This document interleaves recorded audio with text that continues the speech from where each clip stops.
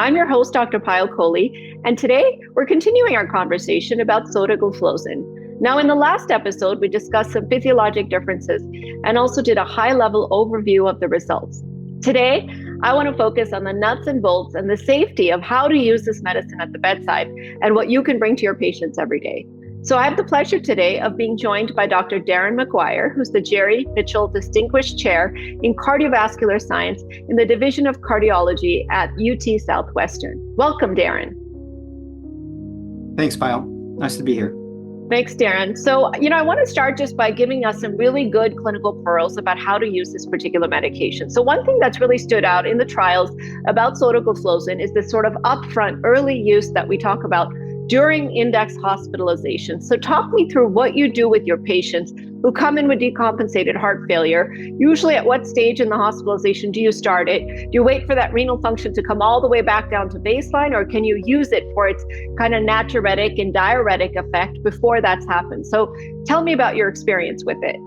Yeah, where we've really evolved in our clinical practice, I do all my clinical work at Parkland Hospital in Dallas, and we have very routinely now been prescribing this at hospitalization admission at the time of admission. Even if the creatinine is elevated, we still prescribe it from the get-go and use it throughout the hospital stay. We do have some patients who aren't able to afford the medicine at discharge, but we're still using it completely during the inpatient period. And that's become our routine use. And as you mentioned, the Soloist trial that you've just discussed with Dr. Bott, 50% of the patients in that trial were initiated during hospitalization, sotagliflozin versus placebo. And they had the same clinical outcomes and they had the same safety profile. So we really don't have any safety concerns about starting it early and starting it in everyone.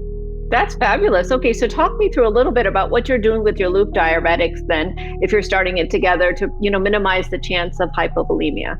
Yeah, we really haven't changed our practice. We're firing away with the loop diuretics. Now, again, we're talking about people who are coming into hospital congested and volume overloaded. So we're not worried, at least acutely, we're not worried about volume decompensate our hypovolemia.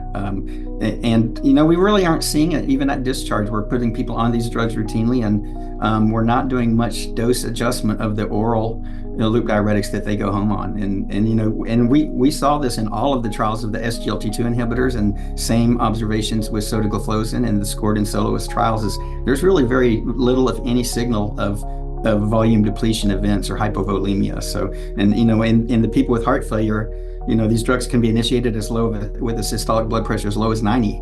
And so we're not seeing hypotension either. So they do drop the blood pressure if the blood pressure is elevated in most people, but if the blood pressure is normal or even low, there's almost no effect of any of the SGLT inhibitors, whether they're SGLT2 or sotagliflozin, which is SGLT1 and 2. How fascinating. So talk to me a little bit about that 1 and 2 inhibition. Are you seeing sort of a different side effect profile because it also has that effect on SGLT1? And are you doing anything different for your inpatients versus your outpatients when you start this medication? Yeah, and as a reminder, SGLT2 is on the apical membrane of the proximal convoluted tubule, and it's limited to the kidney. SGLT1 is distributed in several organs throughout the body, but most importantly in the intestinal mucosa, where it's a transporter of glucose from dietary intake. If you overdose on an SGLT1 inhibition, there's a natural experiment in medicine where there are homozygous knockout kids with SGLT1, complete absence of SGLT1, and they have fatal osmotic diarrhea.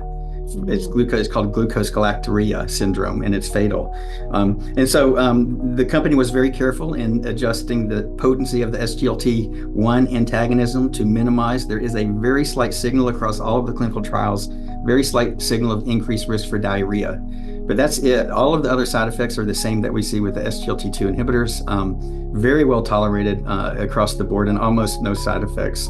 And we know that, there's a couple of things that we're seeing. You were mentioning adverse effects, but a couple of the beneficial effects of adding the SGLT1 is, one, we believe it doesn't reduce glucose absorption in the intestine, it just slows it down. So you have actually more carbohydrate transiting to the distal small intestine where the incretin axis is stimulated. So you're actually augmenting endogenous incretin activity. Wow. So giving the GLP-1. And we saw that also because of the GLP-1 effects. We think there's a greater blood pressure effect among people who have hypertension started on sotagliflozin compared with any of the other SGLT2 inhibitors. In one trial early on in a type 1 diabetes population, there was on average 14 millimeters of mercury reduction. So it's a potent antihypertensive if you start in the 160 to 170 range. Well, this is all very fascinating. I'm going to come back in a second to type 1 diabetics because I think that's also a little unusual about this particular agent. But, as you mentioned, SGLT1 is also upregulated in disease states. We know in diabetic cardiomyopathy and heart failure, many other disease conditions, that receptor does get upregulated. So it is a fascinating new sort of drug, almost a novel in class. Talk to me a little bit about doses, Darren, because there are two different doses of the medication. In Soloist and SCORED, there were patients on that lower dose to 200 milligrams as opposed to the 400 milligrams. So what do you start at? How do you titrate it? And what are you trying to get to? Yeah, I think we've evolved with sotagliflozin just like we have with the SGLT2 inhibitors, where each one of them had a higher dose tested, but all of the cardiovascular benefit was observed with the lowest dose. So we're not treating A1C. You get marginally more A1C control with the higher dose versus lower dose. So we're talking about sotagliflozin 200 or 400 milligrams.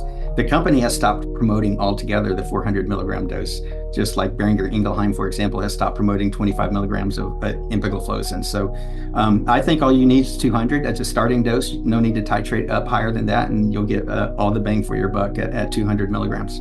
Okay, well, I like that. So tell me a little bit about what I need to do with other diabetic medications, and also talk a little bit about the A1C effect, both in diabetics and in non-diabetics.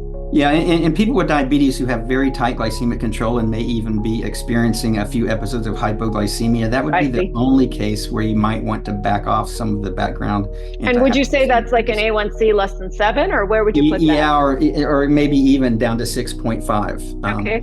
If 6.5, or if the person tells me they have 2 or more hypoglycemia episodes a month, those are the only people that I tend to back off on, because what we haven't seen very much, with the exception of concomitant use with sulfonylureas and concomitant use with pretty high dose insulins, you can get slightly higher hypoglycemia rates with the SGLT2, and same is observed with sotagliflozin. But it's pretty uncommon that we're having to back off, and we're commonly using a replacement strategy, replacing a sulfonylurea. We just don't like sulfonylureas in cardiology. Right. Yeah. If we can get away from them. So that's what we're doing most commonly to avoid the hypoglycemia with a sulfonylurea, is just stop the sulfonylurea, and you can get replacement A1C control almost match for match with these SGLT antagonists. Great. Okay. So if I'm a diabetic, I might expect to see a drop in my A1C about 0.5% or about 1%, would you say? Yeah, well, depend on where you start. If you start north of 8%, you're going to have a little higher. You're probably going to get at least 1% drop, if not a little bit more. There was an early study of empagliflozin where they excluded in a randomized trial people with an A1C greater than 12, but then they gave those people open label empagliflozin. Their A1C reduction was almost 4%. Wow. So an average of 12 to just above 8%. So the A1C effect is proportional to the hyperglycemia. And of course, the mechanism of action makes sense. The more glucose that you're filtering in the urine and the more that's entering the GI tract, the more you're going to inhibit its reclamation and have more effects on the glucose. But if you start at 7.5, there's probably not going to be any more than 0.5% reduction. And the renal function as well will determine probably how much you drop that A1C. Exactly. And as these drugs came to market, as you probably remember, they were contraindicated for different levels of EGFR. So the SGLT2 inhibitors, now that didn't affect sotagliflozin because it didn't come to market for glucose control. It came to market for heart failure treatment. And so it doesn't have the product label contraindications around EGFR that the early ones did. But those contraindications had nothing to do with safety of the medications. It had simply to do with the fact that when EGFR gets below 45, you pretty much lose entirely the glucose effects. And since these drugs came to market first for glucose management, the FDA said you don't get enough bang for your buck below 45, so don't use them there. It was never an issue of safety concern. And so, as you may be aware, there are a couple trials ongoing in dialysis patients now. Right. So the kidney doesn't even have to be present for some of the benefits of these drugs, or at least that's what they're studying. Oh, fabulous. That's very interesting. So you are using these in your patients with severely reduced renal function? Yeah, we're starting them down to an EGFR of 20, and we're continuing them through dialysis for patients who progress their kidney disease. That's how the kidney That's how the kidney disease outcomes trials were conducted. So they weren't discontinued when the eGFR got below 20 or even got to dialysis level eGFRs. And we do have some optimism that you're getting incremental cardiovascular benefits still. And you may slow down even yet the progression from 20 to dialysis requirement, even if you get 6 months at advanced time, that's worth it for the patient for sure.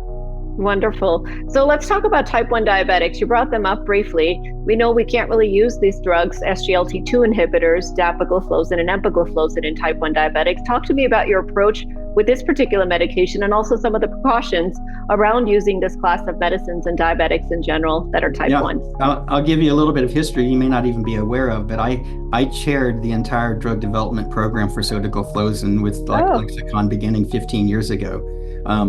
And Lexicon is a small startup company and didn't have the money to afford to do the large cardiovascular outcomes trials required for type 2 diabetes. So they took the very unusual approach and they developed sotagliflozin first for type 1 diabetes. We conducted 4 in tandem 1 through 4 randomized trials of adults with type 1 diabetes.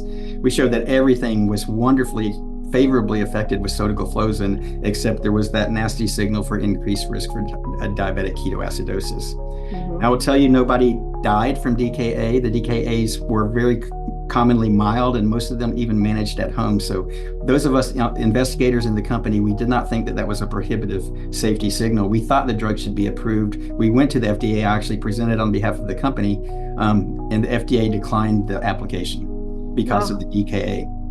Oppositely, in Europe, same data, same product, the European Medicines Agency approved the use of sotagliflozin for type 1 diabetes in Europe, but the company decided it wasn't worth their effort to market it just in Europe and not able to do it in the US. So they withdrew their application and do not market it. Now, fast forward, the company has publicly announced that they are moving forward now with an application for an indication for people with type 1 diabetes and chronic kidney disease, sotagliflozin, and the FDA has effectively invited this application. So it seems very likely that sotagliflozin is going to be indicated for type 1 diabetes. And the DKA is a real issue, much more in type 1 people with type 1 diabetes. But all they have to do is adjust their monitoring of their metabolic health. Instead of just doing glucose measurements at home, they need to do beta hydroxybutyrate point of care testing. And as long as they just survey the ketones at home, you can even do it with a urine dipstick, a ketone stick. It's more accurate with the point of care blood test. And if they see a 3-fold or more increase in their fasting beta hydroxybutyrate, they simply calorie load and increase their insulin and actually abort a DKA event. So it's manageable. It does take some education. And I would just say, we're cardiologists and we're probably speaking to a lot of cardiologists. Right. If someone's going to embark on type 1 diabetes patient care with a SGLT inhibitor, that needs to be done in collaboration with an endocrinologist. And to have a particularly engaged patient, which many people who've lived their entire life with type 1 diabetes, they're quite engaged. And so they can manage this most often. I really like that approach of especially involving the patient and educating them, because I think with many of these drugs, a lot of education can help avert many of those side effects. So I think that's a fascinating and fabulous approach. So last question before I let you go, what do you advise patients around the time of surgery, if they're infected, if they get COVID, if they're taking these types of medications? What's your clinical practice? Yeah, it's a couple of quick answers, and thanks for asking that. I think it is important to acknowledge these drugs are not completely safe. They're quite, the safety profile's probably as good as any drug we have available, but there are some specific recommendations. We use what we call sick day rules. So if for any reason on any day you're not taking your normal amount of PO intake, then you just should not take this medicine. In Canada, they have diabetes patient level sick day rules for sulfonylureas and for ACE inhibitors and ARBs, and they've just added now SGLT2 inhibitors. The reason you do that is there is some risk of interrupting caloric intake can induce DKA. So there are some cases in people with type 2 diabetes who have gotten DKA. Many people misname it as euglycemic DKA. It's almost never euglycemic, but it's not nearly as hyperglycemic as we're used to seeing with DKA. So it goes undiagnosed or delayed diagnosis oftentimes. So just be aware that these patients may develop DKA with very modest elevations of blood glucose. But because of the DKA risk, it seems like every single patient in the clinical trials with type 2 diabetes who got DKA had an interruption of their PO intake. So we tell people, if you're fasting for health or fasting for religious purposes or fasting for a procedure in medicine, just don't take the medicine that day. And we do the same in the hospital. We continue these drugs in the hospital, but if a person's going to go for procedure and needs to be NPO for the procedure, we will just interrupt it for the day. Just for one day, not before that. Doesn't have to be before that. If you have advance warning, so you're going to have an elective outpatient surgical procedure, it's probably not unreasonable to hold it for 5 days, for example. Yep. Completely have it wash out of the body. But I will tell you, the risk of DKA around the time of medical procedures is just unmeasurably low. But we can avoid it, and we should avoid it. So just be on the safe side.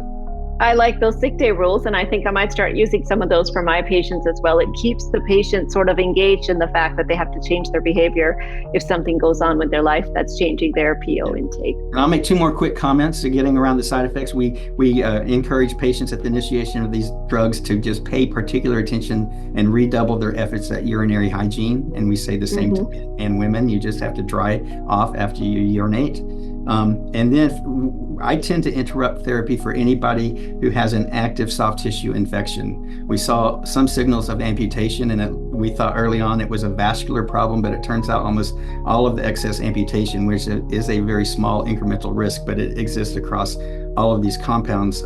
It's in the setting of diabetic foot complications, infectious complications. And there's some thought that there's some compromise of the skin defense system when you use SGLT2 inhibitors, and I'm assuming it applies also to sotagliflozin. So anytime somebody has a complication with infection of their skin, we interrupt them.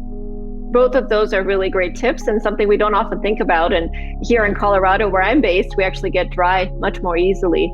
So I certainly am going to offer some of those tips to my patients as well. Dr. McGuire, I want to thank you so much for your very important, valuable clinical perspective. I know I got a lot out of this and clinical pearls that I'm going to use at the bedside as I start to incorporate sotagliflozin into my armamentarium for my patients with heart failure and CKD and diabetes. Thank you so much for joining us today. All right, awesome. Thank you, Pal.